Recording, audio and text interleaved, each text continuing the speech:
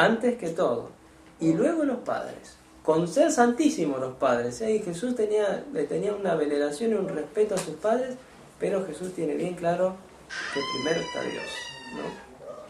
Y eso, ojalá hoy en día se respetara a los padres, se respetara y se desobedeciera. Ojalá también hoy en día los padres hicieran valer su paternidad y se hicieran respetar también, porque a veces una malentendida caridad o amor o condescendencia, no sé cómo llamarlo, pero a veces no se los educa, entonces, claro, el hijo después no respeta a los padres, y eso es muy malo, muy malo. O sea que, claro, hoy en día, por supuesto, de Dios ni hablar, pero a veces ni siquiera los padres, que es algo natural, no es algo natural, algo que tendría que ser tan sin ninguna violencia de parte de uno. Y bueno, los padres, como María y José, deben comprender, tratar de comprender al menos, y aceptar la vocación de los hijos. Y no oponerse. Y a veces no se entiende. Fíjense que aquí los que no entienden la vocación de su hijo, o no llegan a comprender todo, no son dos personas, o sea, son la Virgen María y San José, son dos santos, los más santos que hay. O sea, a ellos también les fue oscuro ese momento. Y ellos no... poco a poco irán entendiendo más, pero ellos no se opusieron a la vocación de Jesús. Ellos se quedaron helados, se quedaron así medio como diciendo, ¿qué es esto? Pero no se opusieron, ellos respetaron.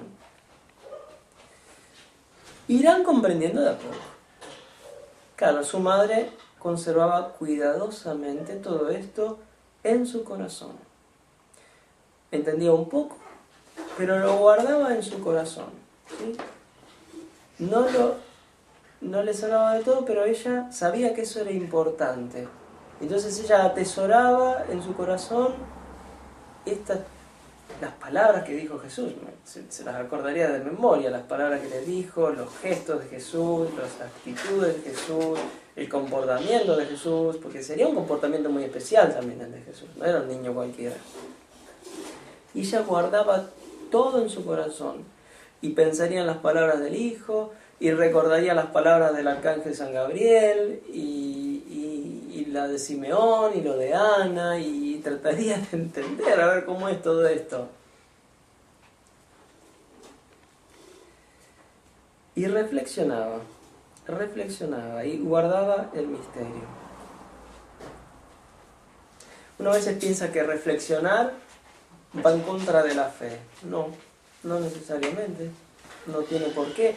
Incluso, es más, la fe, la verdadera fe, exige razonamiento.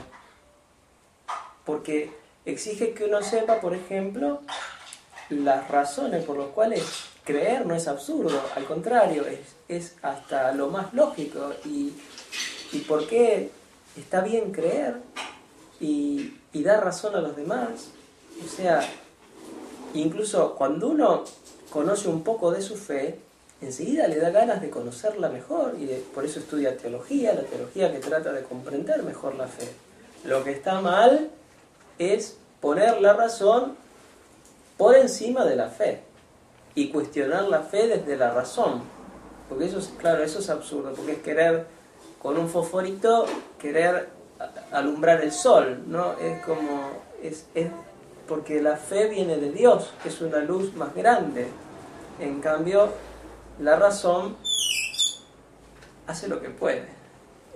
Con mucho esfuerzo se logran cosas, pero si somos honestos y sinceros, con cuánto esfuerzo y qué poquito lo que logramos a veces, ¿no? A veces los estudios de años y años de un científico llegan o un médico, lo que sea, avanza, pero con qué fatiga.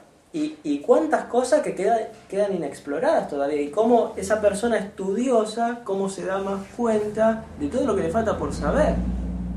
Y la fe no se opone a la razón, al contrario, la fe hace que la razón encuentre su sentido. Porque hay muchas preguntas que la razón busca que no se puede contestar a sí misma y que la fe le da las respuestas. Le da al menos lo necesario, ¿sí? La fe no va a descubrir del todo el misterio, porque si no ya no habría más fe, ya estaríamos en la visión de Dios. Pero cuánta gente inteligente que por no creer se queda a oscuras, se queda sin sentido, se queda vacía, o vive mal, o vive angustiada, o cuántas cosas, ¿sí? María era una mujer de mucha pasta, se diría, ¿no? De muchas cualidades, una mujer inteligente, no era una bobita que no entendía nada y que no tenía personalidad, no.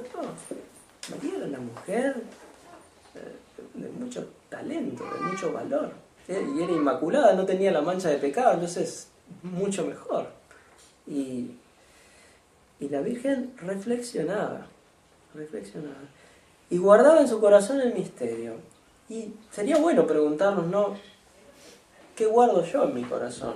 ¿Qué es lo que para mí es valioso? ¿Qué es lo que yo atesoro? ¿Sí? Hoy. ¿Qué es lo que me proponen a mí en la propaganda, en los carteles, en la televisión, en los medios masivos? ¿Qué es lo que se me propone para que yo atesore? ¿Qué es el nuevo modelo de celular? ¿Es la notebook o la netbook que sale nueva? ¿O qué es lo que yo tengo que atesorar en mi corazón? ¿O me tengo que ir a no sé dónde? ¿O qué es lo que me proponen a mí como realmente digno de ser amado y de ser valorado? ¿No? ¿Cuántas cosas que nos proponen que no valen nada? Que si no las tuviéramos no pasaría absolutamente nada. Y uno dice, y uno se lo vende y le hace una banda y dicen cómodas cuotas de no sé cuánto y después uno lo tiene y dice, ¿para qué lo compré? No, mejor hubiera sido. Y sí, atesoramos. Uno a veces no sabe, se deja no valora bien las cosas y uno compra baratijas, por así decir, ¿no? Compran cosas berretas, ¿no? Cosas así que valen poco. María guardaba palabras de vida eterna, palabras que no pasan. Dios habló e hizo el mundo, ¿sí? Dijo Dios que saca la tierra, etc. El cielo y la tierra pasarán, pero las palabras de Dios no pasarán. María sabe lo que está guardando. Guarda palabras de vida eterna. ¿Se dan cuenta? Va a pasar el cielo y la tierra. Van a pasar las modas, van a pasar... Pero vamos a pasar nosotros también. Pero no va a pasar la palabra de Dios. Ser fiel a la palabra de Dios, eso no pasa. No pasa de moda nunca.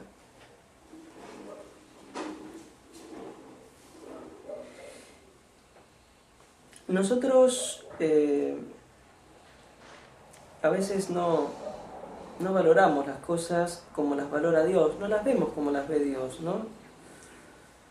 María no entendía todo, pero sabía que ahí había algo valioso. Por fe, sabía, confiaba en Dios.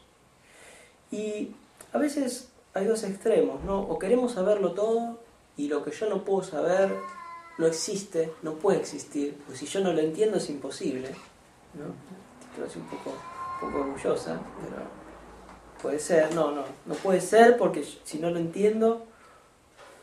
O el otro extremo, ¿no? Esa actitud de irracionalidad, de no preguntarnos nada y aceptarlo todo y hacerlo porque lo hacen los otros, y esa actitud gregaria, ¿no? De dejarse arrastrar, dejarse llevar, no tener personalidad, una cosa tan fea, ¿no?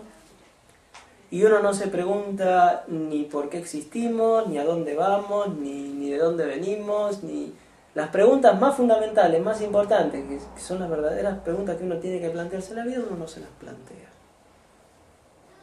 Está entretenido o aburrido con las cosas que se les ofrece, porque a veces uno ve a veces a los chicos, tienen una cara de aburrido, pero que no lo puede disimular el pobre y no sabe cómo apoyarse porque está aburridísimo.